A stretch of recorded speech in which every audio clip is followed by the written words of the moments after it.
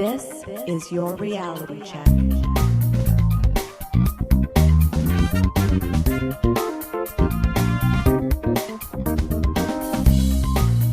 Hi everyone, welcome to The Reality Check, the weekly Canadian show that explores a wide range of controversies and curiosities using science and critical thinking. This is your show for September 13th, 2016, and I am your host, Darren McKee. With me, as usual, are Adam Gardner. What's up, Q-Bones? Christina Roach. Hello. And producer Pat. Hi, everybody. We have a great show for you today. Pat is going to give us another game of Name That, and Adam is going to look into whether people are naming their children after Pokemon. That's right, my friend Pikachu. But first, have you guys seen videos in your Facebook feed or elsewhere of your friends doing push-ups and you weren't sure why? Well, I'm pretty sure why. It's because of the veteran suicide thing, and I've seen a lot of these videos. Yeah? Pat and Christina? I suggested this to you because I had seen it in my feed quite a bit, Darren. Yeah. I saw a couple of things as well. I was aware that it was going on, but I didn't actually know what it was until Pat mentioned it to me. Right. And for those who aren't quite aware, Adam mentioned it briefly, it's to raise awareness of veterans who commit suicide, supposedly at a rate of 22 people a day. So people are encouraged to do 22 push-ups for 22 days and post the videos of each of these sessions. That's the thing. Mm-hmm. Carl Forsing at Task and Purpose nicely describes the context and history. This is a quote. This year, a charity called 22 Kill blew up the internet with the 22 Push-Ups Challenge. 22 Kill is a new charity started in July 2015. He says it's unrated by organizations such as Charity Navigator, Give.org, or Charity Watch. Doesn't even mention GiveWell. Come on. That's not to say it isn't a great charity, but it's still in its infancy. In its mission statement, the organization states it works to raise awareness to the suicide epidemic that is plaguing our country and educate the public on mental health issues such as PTS. Close quote. No, they don't call it PTSD? They don't, this one. 22 Kill charges people to commit 22 push-ups a day for 22 days, post a video to social media under the hashtag 22Kill, which has since evolved into new hashtags such as hashtag 22 Push-Up Challenge and hashtag 22 Push-Ups in order to bring awareness of the issues of veteran suicide. While that statistic is not actually accurate, it's actually 20 a day, the cause of preventing veteran suicide is undeniably worthy. That's very close, so I wonder why they have it wrong. Yeah, I'm not sure. It's just like one of these things that goes around that why couldn't they just use the right number? Yeah. Who knows? Now, Carl's main concern is that most of these videos are just serving to raise awareness, but awareness without meaningful action doesn't do anything. Mm-hmm. The Ice Bucket Challenge, a major success for its own goal, did achieve a lot of funding, which helped enable research to progress. Was that because the viral meme included a call out for donation? Correct. Okay. You were to donate or dump the ice, and then a lot of people. I see. A lot of people donated anyway. Mm-hmm. Alternatively, if the push-up videos just make people more aware, they might be more sympathetic in conversation about these issues, or they might better understand the world, but that really doesn't help the veterans who might need help. Pete Ross at The Observer has some more tangible suggestions. Number 1, donate whatever you can to assist charities that assist veterans. Actually donate to charities that help veterans. That's an idea. Mm-hmm. 2, speak to veterans on Veterans Day or any day and listen what they have to say. I think on the any day is probably maybe better. Exactly. They probably got someone to talk to on Veterans Day. That's his point. Yeah. If they want to talk about how great their time in service was, fine. If they want to talk about how much they hate the government, that's fine too. His point is if they want to complain about things being great or that all this war that they're in was bullshit, just listen, be patient, offer support. Mm-hmm. You didn't live their experience, they did. Be there for the veterans you do know and actively involve them in your life. Too often, people in the military, they're in a close, coherent, cohesive unit. It's a very, very strong bond. And then when they leave the military, there's a bond that doesn't exist in their normal life. And it's hard to replace. So there's feelings of isolation, and this can hurt people. Stop making people feel like victims. Try to remove that word from your vocabulary. Veterans need to feel useful more than anything else.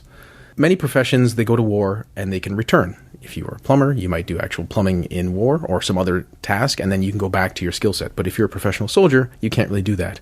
You can't use those exact same skills at home, and there's no community for you to be part of in the same way. Mm-hmm. He also suggests reading Sebastian Junger's book called Tribe, which goes into a lot of the reasons why we are seeing higher than ever rates of PTSD in veterans when the casualties of war are so much fewer compared to the wars of the 20th century. So that's an interesting point. So the original article mentioned in epidemics. So are we actually seeing higher rates of veteran suicide than the baseline or that we used to see? In an absolute sense, yes, but that's a numbers game. I'm not sure if the rate of veteran suicide has increased, but I'm also not sure if you'd have the timeline to go back far enough. Sure. For a good track record. It's a good question, though. He He's saying this book is only 136 pages. Sebastian Junger's a fantastic writer. I've read some of his other stuff. And so you can easily read this book, and then you'll have far more awareness than just doing some push-ups. Of course, there's an even larger issue here, and as an effective altruist, I, of course, have to raise it. And that's why Pat suggested it. Thank you, Pat, for the suggestion. We should ask why this cause versus something else. Now, if you truly think it's a worthy cause, then that's great. Do it, help, do what you can, try to find as good a charity as you can that you know that's doing something useful, and donate your time or money to them. If you only suddenly think this is a good cause because it's in your newsfeed, you might want to take some time to think about how this cause compares to others you care about.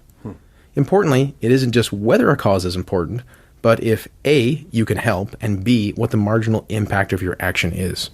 A lot of people say, well, this is important. Sure, that's important. There's many things that's important. There's thousands or millions of things that are important. And out of those, which ones do you care about? And out of those, which ones can you actually help? And then out of those, compared to who's helping at the same time, what is the impact? I find this is not that easy. It's not an obvious thing to do unless you practice or train or try to think about it more thoroughly. This is especially true for donating money, but of course your time is valuable also. I actually made a push-up video, which we'll link to in the show notes on trcpodcast.com. Where It's I good push-ups, Darren. Thank you. And in that I say, if I told you that 17,000 children under the age of 5 died today from poverty, you might think, oh, that's horrible.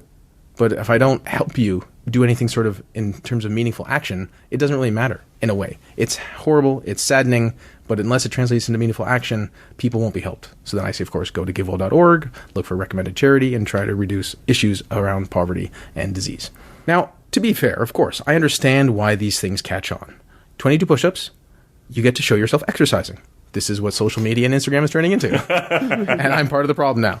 Yes. And the ice bucket gets to show you being kind of fun and silly by dumping a bucket of ice water on yourself. And I don't think this is inherently wrong, despite part of it being self-serving.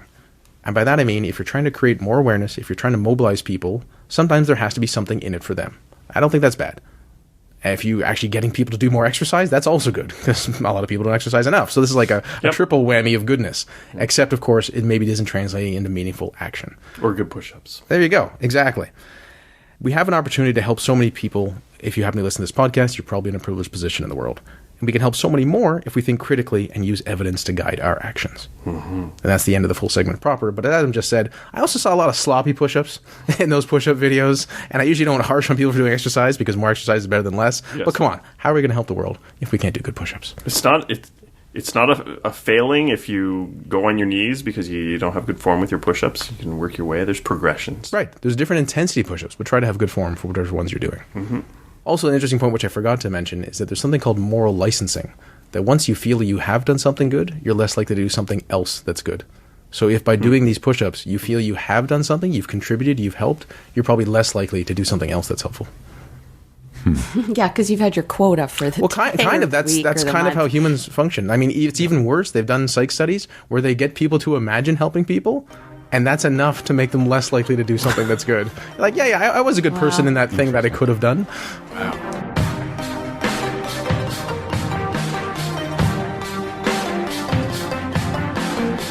All right, it's time for another edition of everyone's favorite mostly guessing game, Name That. This week we play Name That, the Hoax edition. We have 5 questions about famous hoaxes. As usual, I'll give you a piece of information and then ask you to name that from the choices I provide.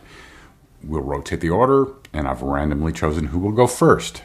Eoanthropus dawsoni was the Latin name given to which of the following hoaxes that was believed to be true for over 40 years?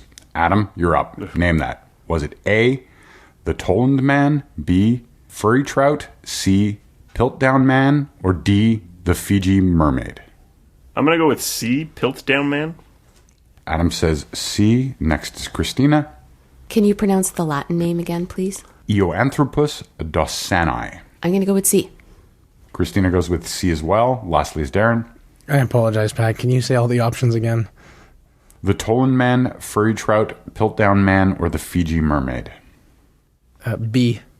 Darren goes with B, furry trout. And the answer is C. Damn it. Boom. Fragments of skull and bones were supposedly found in a gravel bed by Charles Dawson in 1912. It took decades before it was exposed as a forgery in 1953. The remains were actually the skull of a modern human and the jawbone of an orangutan. This was commonly thought to be the missing link. I remember learning about this in history class, but I don't remember what they called it in Latin, so it was a bit of a guess. Question number 2.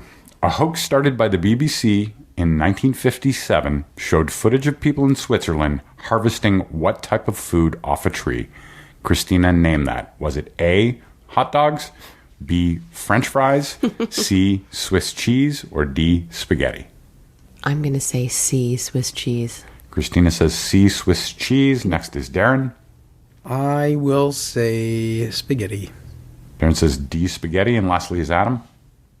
It's kind of tricky. You would think people know where all of these come from, except for hot dogs. I'm going to go with Swiss cheese. Adam agrees with Christina, and Darren is correct. Yeah.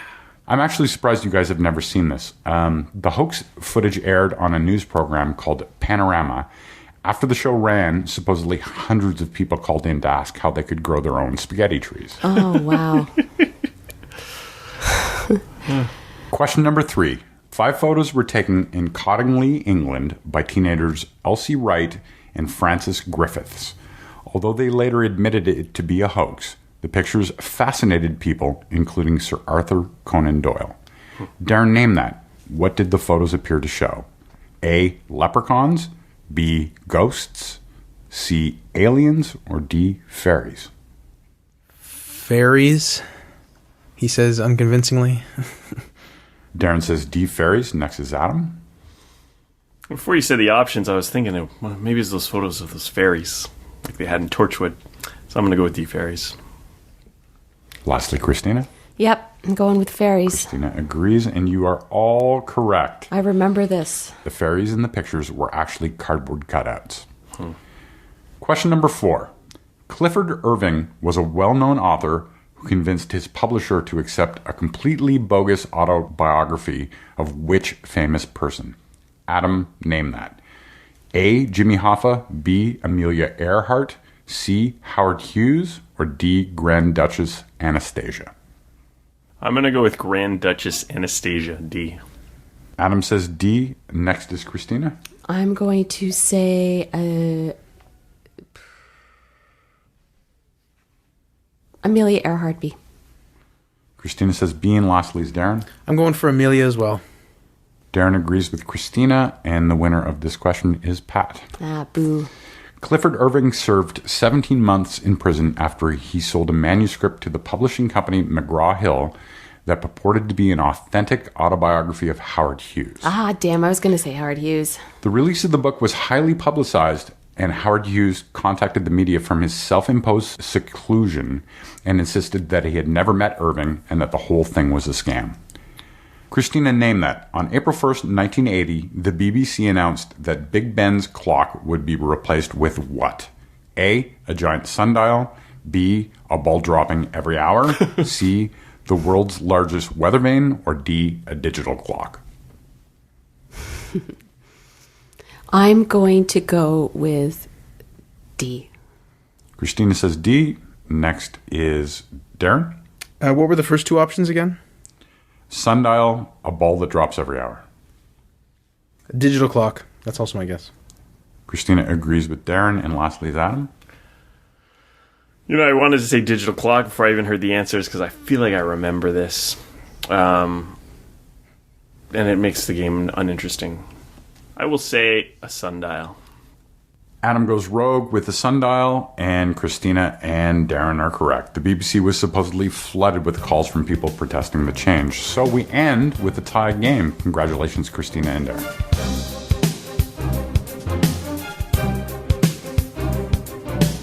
Adam, are people naming their kids after Pokemon?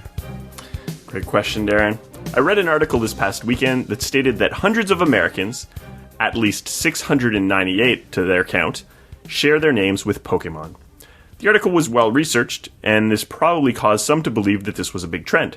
There were similar stories reported in the mainstream media. There was an article on the Cosmo website that claimed that parents are naming their babies after Pokémon, and it was even something that was mentioned on the radio here in Ottawa, so I assume this was something that was picked up by other radio stations as well. So what's going on? So the first article I read was from Fusion.net. If you made it past the headline, you can find that they actually did a really thorough job. They used data from the Security Administration's annual baby name records to cross-reference with the 151 original Pokemon dating back to 1995, which they said is when Pokemon originated. Good idea, but a bit flawed. While Pocket Monsters was released in Japan in 1996, it wasn't until 1998 that the franchise hit North America. While some forward-thinking parents may have named their children after Japanese Pokemon, we need to keep in mind that the majority of Pokemon names changed with the English adaptation. So, to search for the original names as far back as 1995 is flawed. The names they found were Paris, Abra, Onyx, Tangela, and Eevee. Note that of these, and the others that I mentioned later, only Paris and Eevee have the same names in Japanese, although Eevee is spelled a little different in the Japanese way. So what's the catch? All but Eevee go way back, and the article even mentioned that the names predate the franchise's popularity. Name popularity for those didn't even seem to increase much since 1995. Only Eevee, not having more than 5 names going by that name until 2012, was new. And that may just be an alternate spelling of an already existing name. I knew an Eevee in the 90s.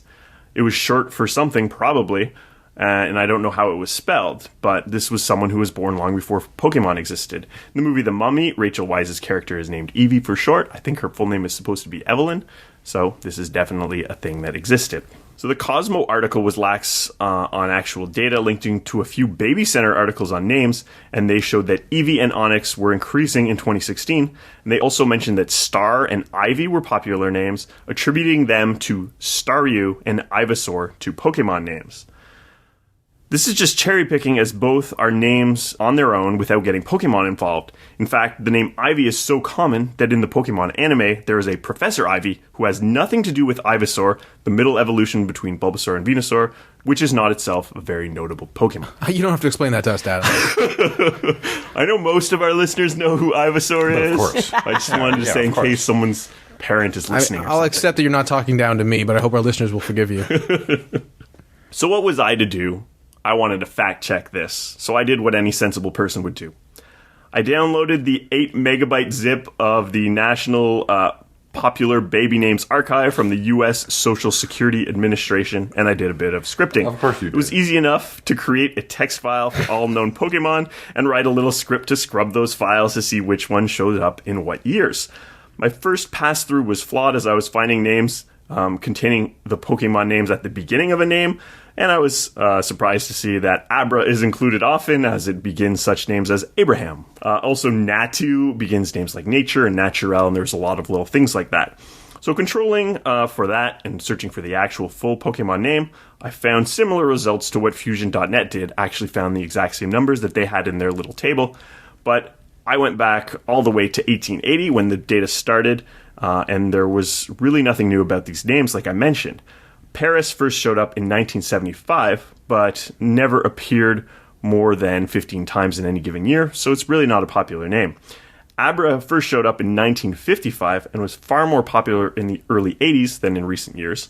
Onyx first appeared in 1956. Now, that's Onyx, O-N-I-X, which is a different spelling than O-N-Y-X, but a lot of people are named after minerals, stuff like that.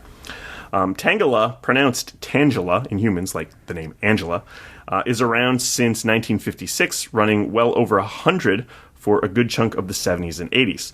Now again, Eevee is the only name which appeared after the game's release, but nothing special happened around 2012 which would have accounted for Eevee having a resurgence in popularity following the Pokemon game's original appearance in the late 1990s. But this wasn't enough for me. I wanted to go a little further. I wanted to go past the first generation of Pokemon. So that's only looking at the first 151. There have been a lot more Pokemon, the current total being 721 and growing, with the upcoming release of Pokemon Sun and Moon. Each game includes an addition of usually 100 or more Pokemon. So, Aron, A-R-O-N, first appeared in Generation 3, Ruby and Sapphire, and that name goes back to 1880 and has been the name of hundreds of boys since the 70s, as well as a few girls. Roselia, a rose-based Pokemon, appeared in those same games. This name goes as far back as 1908, though it is rarely found in more than a dozen or so girls. Durant is a metallic ant first appearing in Generation 5, Pokemon Black and White, and that name goes back to 1914, though it is fairly infrequent. Finally, Amora is a resurrected dinosaur, which can be obtained by reviving a sail fossil in Generation 6, Pokemon X and Y. And this is a recent name, first appearing only in over 5 cases in the year 2000. Pokemon X and Y, however, is a 2013 release, so again, this cannot be blamed for this name's relevance. So that's pretty much it. With hundreds of Pokemon and some 5 million infants born every year in the US, I think it's pretty safe to say that almost all Pokemon named children are coincidences. Though the database only lists names with more than 5 instances in a year, I didn't see any Pikachus, Jigglypuffs, Psyducks, or any of the really popular Pokemon names in the list. While it's possible that some of the Pokemon with human-sounding names were given by Pokemon fans wanting to give their kid a cool name, the frequency of such names does not actually suggest that it's all that common. It doesn't seem to have changed since the games were released. Doesn't look like people are naming their babies after Pokemon. If anyone is, such trends are not making a dent in the US statistics of baby names appearing for more than 5 times a year. Don't believe everything you read in Cosmo. What? There's a startling ending. I wasn't ready. That's some good original research there. Oh, yeah. Yeah. Nobel worthy. Are you saying at least 15 out of the 17 tips to satisfy a man are not accurate? So I'll throw, maybe I'll throw that the spreadsheet of the numbers I got in the show notes or something if people are interested. You definitely should do that. That's really fun that you did that, Adam. Yeah. That was very entertaining, Adam. Good stuff. Thanks. And thanks for joining us once again, listeners. I explored how the 22 Push-Up Challenge is filled with good intentions, but maybe not enough meaningful action to help the veterans that need it most. Pat gave us another fun game of Name That, Hoax Edition, where we persevered. I mean, Adam lost. That's what's important. And finally, Adam showed us that people don't seem to be naming their children after Pokemon. But some people are probably naming their Pokemon after their children. That's probably true. But before we sign off, Christina, did you want to talk to us about social media? I did. You know, we keep forgetting to do this the last few shows. So we have a new YouTube channel. It's been around a little bit, but as some of our listeners have noticed, we've been posting a couple of videos, just these fun 1-minute videos like the one about cupping in the Olympics, and we hope to do more of those. So we're going to put the links in the show notes to our new YouTube channel. We also have a new Instagram, which Adam is doing a magnificent job of managing. Thank you. And so we just want to put that out there, and we'll have all of those links in the show notes again if you want to subscribe or follow us or whatever the hell it is. So the one thing I'll say about the YouTube channel is it's a really excellent way for you to share a particular segment or a particular episode of TRC if you think someone would enjoy it or learn something from it. Because often I've run into, and I've talked about this on the show previously, sometimes people don't know what a podcast is. So the most recent episodes are also available on YouTube. Awesome. Great. Until next time, think better to act better. Peace out, Q-Bones. Stay classy, not smart-assy. Good night, everyone. For show notes or to discuss this episode, visit our Facebook page and website at trcpodcast.com. For general inquiries or to send a topic or parody suggestion, email info@trcpodcast.com. Help support the show by leaving a review on iTunes and liking us on Facebook. Follow us on Twitter at TRC_podcast.